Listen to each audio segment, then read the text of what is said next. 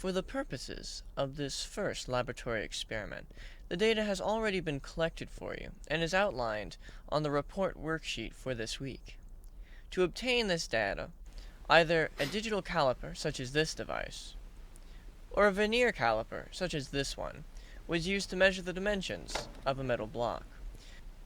For measuring the dimensions of a small object, typically no larger than a few centimeters, the caliper is a considerably more precise tool. Notice that the digital caliper will automatically display readings to 1/100th of a millimeter, which would unequivocally put your average meter stick to shame.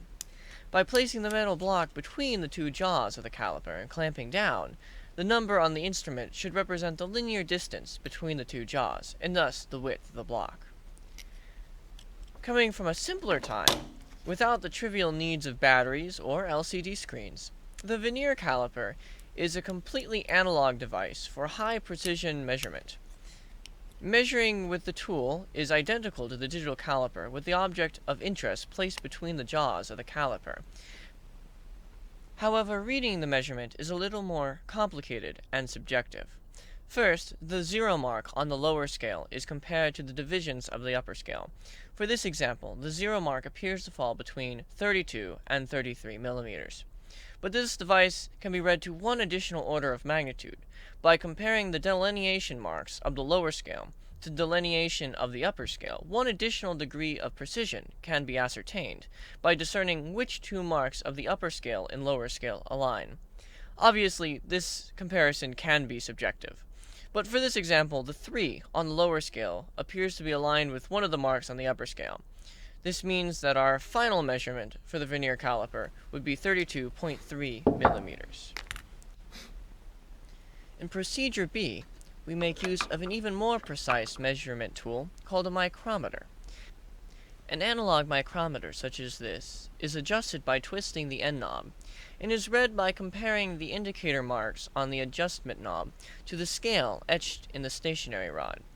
Typically, an analog micrometer may only be used to measure very small objects, often less than a centimeter wide, and with modern high-precision digital calipers, they have become increasingly obsolete. As a quick example, we can measure the thickness of this block of metal to be about 13.8 millimeters with a digital caliper. Then, we can try the analog micrometer by lightly tightening down the apparatus onto the block, and then comparing the delineation marks on the rod to the ones on the adjustment knob. Indeed, the micrometer also determines the metal to be approximately 13.8 millimeters thick. For the final procedure of the laboratory experiment, some data has been collected from a spring-powered launching device such as this. First, the launcher was set to a prescribed angle, which will be constant for the experiment, and then a small projectile could be loaded and launched from the apparatus. Notice that once ejected from the launcher, the projectile follows a parabolic flight path, and by utilizing simple kinematics equations, the range of the projectile can be determined to a high enough precision that a small beaker may be used to catch the projectile in this example. Also note that by varying the launch speed, it is possible to drastically alter the final range of the projectile.